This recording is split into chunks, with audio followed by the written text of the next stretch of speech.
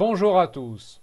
Aujourd'hui, nous allons parler de François Mazet, jeune homme de 24 ans dont la fiancée épousera finalement un meilleur parti. Sa vengeance sera terrible et loin de s'arrêter aux jeunes mariés. Bon visionnage. Nous sommes en 1849 au Guet, lieu-dit d'une vingtaine de maisons de Saint-Avit, commune du Puy-de-Dôme. Anne Géronet est courtisée depuis quelque temps par François Mazet, jeune homme de 24 ans vivant à Lavergne, village voisin à 1,5 km environ. Avenant, robuste et plutôt bel homme, elle n'est pas insensible à ses charmes, mais tantôt maçon, tantôt sabotier, il gagne modestement sa vie et Anne Géronet est en quête de confort. Elle s'est tout de même résolue à l'épouser, faute de mieux. Les préparatifs vont bon train, François Mazet a déjà déboursé 15 francs, quand soudain, un meilleur parti se manifeste. Michel Mallet, habitant du Guet et propriétaire d'une belle maison, demande à son tour Anne Géronet en mariage. Elle accepte aussitôt et, désormais promise à un homme plus à l'aise, fait parvenir un brin narquoise, 15 francs, comme si de rien n'était, à son ancien fiancé. Humilié, François Mazet sombre alors dans une colère noire. Durant les mois suivants, Michel Mallet et Anne Géronet ne sont pas tranquilles. François Mazet rôde, et plus le mariage se rapproche, plus il se fait menaçant. Quelques jours avant la cérémonie, invités à dîner, les deux tourtereaux sont victimes de jets de pierre sur le chemin du retour. Caché dans la nuit, l'agresseur n'est pas reconnaissable, mais personne n'est dupe. Si aucune blessure grave n'en découle, la perspective de l'étape suivante est une source d'angoisse. Le message est clair, François Mazet veut obtenir de Michel Mallet l'abandon du mariage. Mais Michel Mallet ne cédant pas, François Mazet veut désormais pousser Anne Géronet vers la sortie. Pour ce faire, il projette de détruire la maison de Michel Mallet, le privant ainsi de son principal attrait. Devant agir vite, il lui faut un complice. Il fait donc part de son plan à Anne Gors, lui aussi, floué autrefois par Anne Géronet. Anne Gors refuse cependant de l'aider, l'obligeant à renoncer.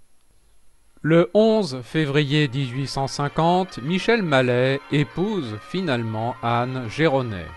Les habitants du Guet espèrent désormais un retour au calme, chacun ayant mal vécu l'ambiance pesante de ces derniers mois.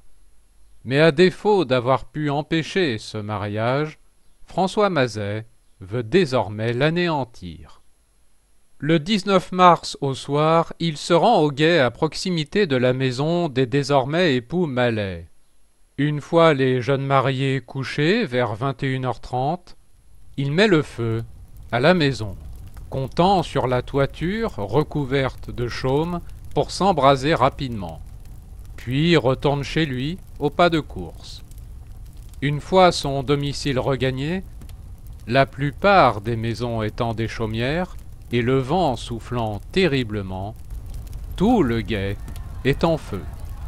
L'incendie sort du lit les habitants des environs, chacun s'empressant d'aller aider, y compris François Mazet, feignant de se réveiller lorsque le sieur Lardy vient le chercher pour prêter main forte. Il le suit, mais uniquement afin d'être vu parmi les bonnes âmes, disparaissant ensuite à la première occasion, sans avoir aidé personne. Vers 22h30, en l'espace d'une heure seulement, les familles ont tout perdu. Maisons, provisions et mobilier. Rien n'était assuré, ici ce n'est pas l'usage. Aucun mort n'est à déplorer, mais il s'en est fallu de peu. Durant les jours suivants, l'incendie est sur toutes les lèvres, dans les communes alentours. Son foyer étant la demeure des époux Mallet, et rien n'expliquant un tel embrasement, François Mazet, dont le contentieux avec les jeunes mariés est bien connu, est largement suspecté de l'avoir provoqué. Il se fait alors évanescent, dormant ici et là, jamais chez lui, puis décide de prendre la fuite, se sachant à la veille d'être arrêté. Commence alors pour les autorités une longue chasse à l'homme. Lancés à sa poursuite, les gendarmes n'arrivent pas à retrouver sa trace. Son signalement est transmis aux gendarmeries voisines, et même au-delà, sans résultat. Si François Mazet n'est pas un fin criminel, il a en tout cas l'instinct et les réflexes du fugitif. Il se fait discret, utilise des faux noms et ne reste jamais longtemps au même endroit. Il est finalement localisé le 20 mars 1851 par la gendarmerie de Montbrison, dans le département de la Loire, à une centaine de kilomètres de Saint-Avit, 1 an, presque jour pour jour après l'incendie. S'il parvient dans un premier temps à échapper aux gendarmes venus l'interpeller, ils finissent par lui mettre la main dessus, dans une maison close, cachée entre 2 matelas surmontés d'une femme de 70 ans, dont le corps décrépit devait les décourager de fouiller la chambre, mettant ainsi un terme rocambolesque à cette cavale. Le procès s'ouvre le 20 novembre 1851. François Mazet clame son innocence avec un aplomb surprenant, semblant croire, dur comme fer, sourire à l'appui, dans sa capacité à obtenir un acquittement. Mais ce sourire s'étiole un peu plus à chaque témoin. Madeleine Combat, habitante du Guet de 60 ans, a croisé François Mazet à Saint-Avit le 10 février 1850, veille du mariage. Se réjouissant de la fin imminente des hostilités durant leur conversation, la célébration du mariage devant enterrer la hache de guerre, elle a finalement déchanté, François Mazet lui garantissant la fin imminente de ce mariage. Un aubergiste dont l'établissement est proche du Guet rapporte une conversation avec 2 voyageurs arrivés le soir de l'incendie. Chemin faisant, ils ont vu un homme plutôt grand mettre le feu à une maison et prendre la fuite.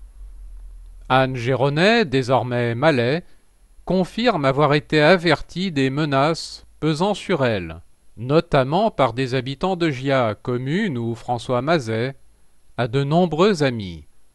Avertissements auxquels s'ajoutent les jets de pierre et autres mauvais coups, dont le coupable était à l'évidence François Mazet.